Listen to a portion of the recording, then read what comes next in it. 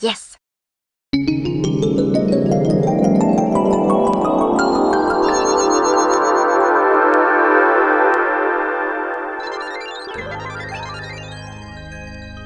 My name is Tiffy.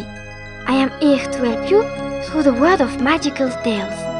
This is my book, do you see? Click on my book with the magic ring and the tale will begin. The bell switches the music on and off. This is my scroll. Click on the scroll when you want to read the tale as well as hear it. There are secrets hidden in some pictures for you to play with. When you want to play, just click on the ball. And if you press on the fan, you can choose any page you want from the story. Here are my little horns. They will take you forward and backward through the pages of the story. Here is my tail. If you click on my tail, the tail will stop and I will fly away. Once upon a time, there lived a woodcutter. His wife died, and he was left all alone with his daughter.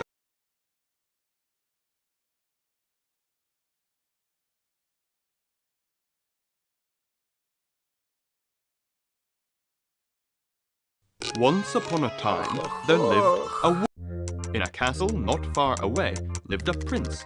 All the girls of the land would sit and dream of marrying the prince and becoming princesses. One day, the prince decided to hold a ball, and he invited absolutely everyone, and especially the girls. The woodcutter's daughter was very hard-working and honest.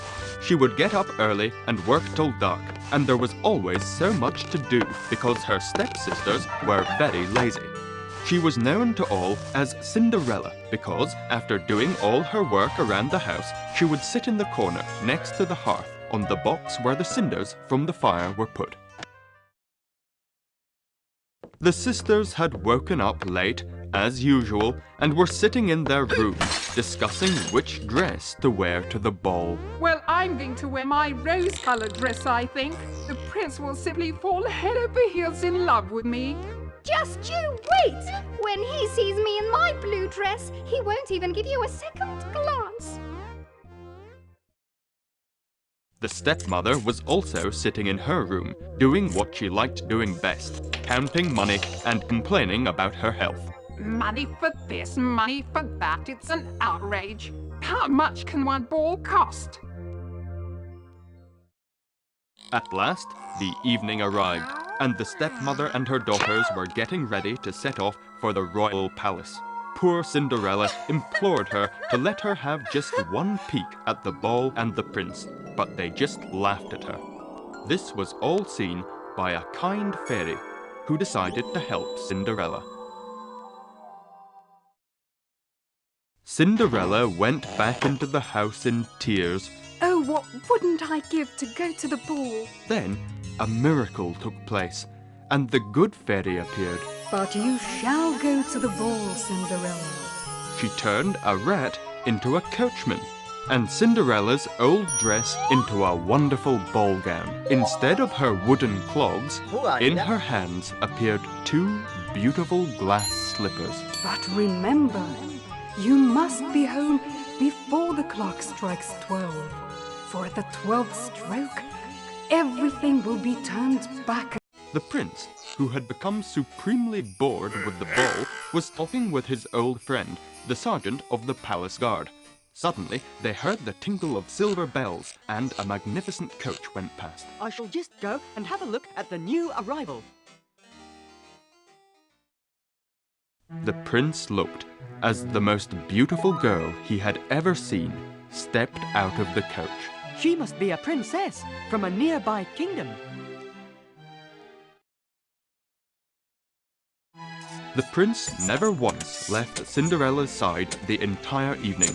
It was clear that he was falling in love, but the clock ticked closer and closer to midnight, and Cindrla had completely forgotten the words of the good fairy. She only remembered when the clock began to strike that she had to get home as quick as she could. Cinderella ran about the palace, looking for a way out, and found herself in the royal kitchen. With each stroke of the clock, less and less of her wonderful clothes remained. She tripped and lost one of her glass shoes. The prince picked up the shoe and tried to catch up with Cinderella, but she was already gone. The prince announced that whomsoever the shoe fitted would be his bride.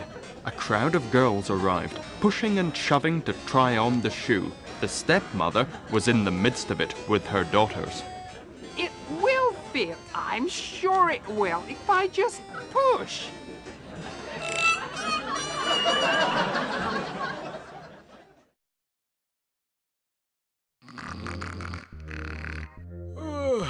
The old